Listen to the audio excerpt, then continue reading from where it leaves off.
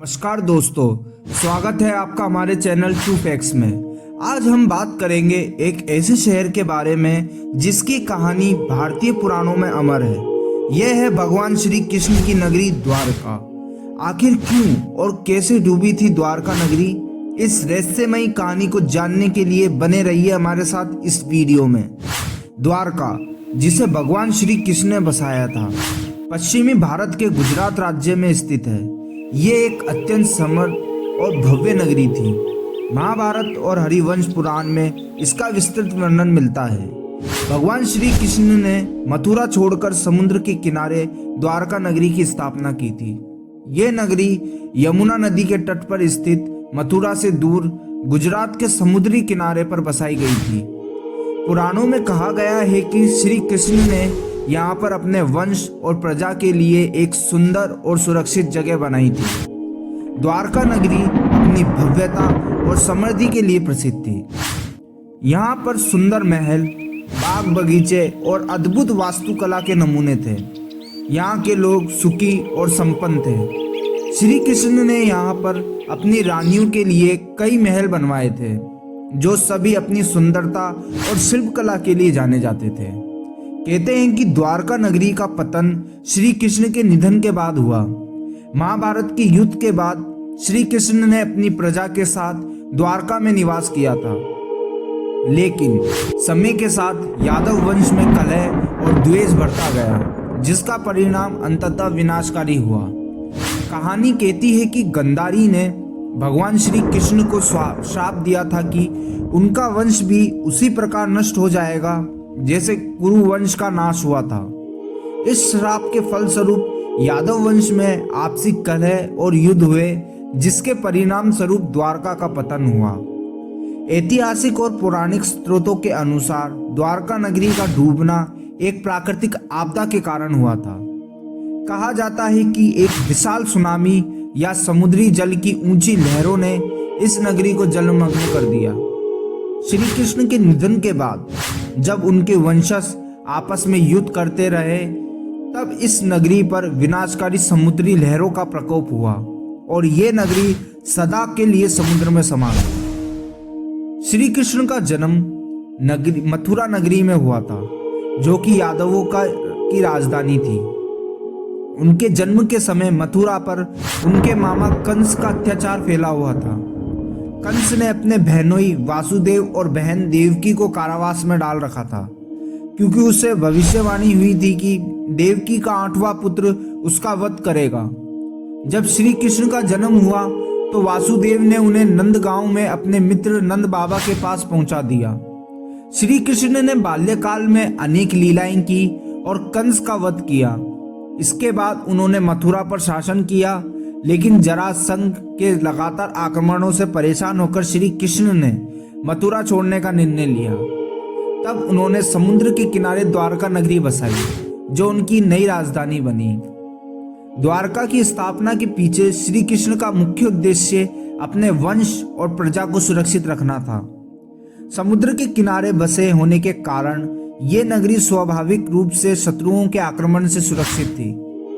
श्री कृष्ण ने देवताओं से सहायता मांगी और समुद्र देवता से भूमि प्राप्त की। तत्पश्चात विश्वकर्मा ने इस नगरी का निर्माण किया। द्वारका का निर्माण अत्यंत भव्य और सुरक्षित तरीके से किया गया। इस नगरी में अनेक महल, बाग बगीचे, सुंदर रास्ते और जलाशय थे। श्री कृष्ण के लिए एक विशाल महल का निर्माण किया गया था, जिसमें वे अपनी 8 रानियों के साथ निवास करते थे। द्वारका नगरी की वास्तुकला अद्भुत थी। यहाँ के महल और इमारतें सोने, चांदी और कीमती पत्थरों से जड़ी थी। नगरी में अनेक मंदिर और पूजा स्थल थे, जो इसकी धार्मिक महत्ता को दर्शाते थे। द्वारका का समाज सुखी और संपन्न था। यहाँ के लोग व्यापार, कृषि और पशुपालन में संलग्न थे। नगरी में शिक्षा, चिकित्सा और सामाजिक सेवाओं का भी ध्यान रखा गया था। श्री कृष्ण के नेतृत्व में द्वारका एक आदर्श राज्य था, जहां यहाँ न्याय और धर्म का पालन किया जाता था। महाभारत के युद्ध के बाद श्री कृष्ण द्वारका लौट आए थे, लेकिन उनके वंश में कलह बढ़ती गई। यादवों में आपसी द्वेष और संघर्ष ने द्वारका की शांति को भंग कर दिया था। श्री कृष्ण ने इस समस्या का समाधान करने के लिए अनेक प्रयास किए, लेकिन स्थिति और बिगड़ती गई। महाभारत युद्ध के बाद जब श्री कृष्ण गांधारी से मिलने गए तो गांधारी ने अपने 100 पुत्रों के वध का दोष श्री कृष्ण पर मरते हुए उन्हें श्राप दिया कि उनके वंश का विनाश हो जाएगा। इस श्राप के कारण यादवों में कलह और विनाश का सिलसिला शुरू हुआ। श्री कृष्ण ने इस श्राप को स्वीकार किया और अपने वंशजों को नष्ट होने से रोकने के लिए कोई प्रयास नहीं किया। इसके परिणाम स्वरूप यादवों के बीच आपसी युद्ध हुआ और द्वारका नगरी में हाहाकार मच गया। द्वारका नगरी का विनाश एक प्राकृतिक आपदा के रूप में हुआ। पुराणों में वर्णित है कि जब यादवों का विनाश हो रहा था तब समुद्र की लहरों ने द्वारका को अपनी चपेट में ले लिया। ये एक विशाल सुनामी या समुद्री जल की ऊंची लहरों का प्रकोप था जिसने द्वारका को जलमग्न कर दिया। श्री कृष्ण के निधन के बाद जब उनके वंशज आपस में युद्ध कर रहे थे तब इस नगरी पर विनाशकारी समुद्री लहरों का प्रकोप हुआ और यह नगरी सदा के लिए समुद्र में समा गई। द्वारका नगरी के डूबने का यह दृश्य अत्यंत हृदय विदारक था। आधुनिक काल में द्वारका के अवशेषों की खोज की गई है। पुरातात्विक उत्खनन में द्वारका के अवशेष और प्रमाण मिले हैं जो इस नगरी को अस्तित्व की पुष्टि करते हैं। समुद्र के भीतर पाए गए द्वारका के अवशेषों से पता चलता है कि यह नगरी अत्यंत समृद्ध और भव्य थी। पुरातत्वविदों ने यहाँ के महलों, सड़कों और जलाशयों के अवशेष खोजे हैं। द्वारका की अद्वितीय वास्तुकला और समृद्धि को दर्शाते हैं। ये खोज द्वारका नगरी के इतिहास और पुराणों में वर्णित घटनाओं की पुष्टि करती है।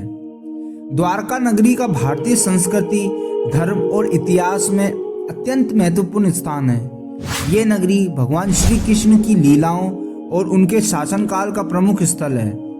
द्वारका का नाम आज भी भारतीय संस्कृति और धर्म में आदर और श्रद्धा से लिया जाता है। वर्तमान समय में द्वारका का एक प्रमुख तीर्थ स्थल है जहां हर साल लाखों श्रद्धालु आते हैं। द्वारका के मंदिर समुद्र के किनारे बसे होने के कारण इसकी धार्मिक और सांस्कृतिक महत्ता बढ़ाते हैं। द्वारका की कहानी आज भी भारतीय लोक कथाओं और पुराणों में जीवित है। तो दोस्तों, ये थी द्वारका नगरी की कहानी। एक ऐसी नगरी जो अपनी भव्यता और समृद्धि और रहस्यों के लिए जानी जाती है। आखिर क्यों और कैसे डूबी थी द्वारका? धन्यवाद।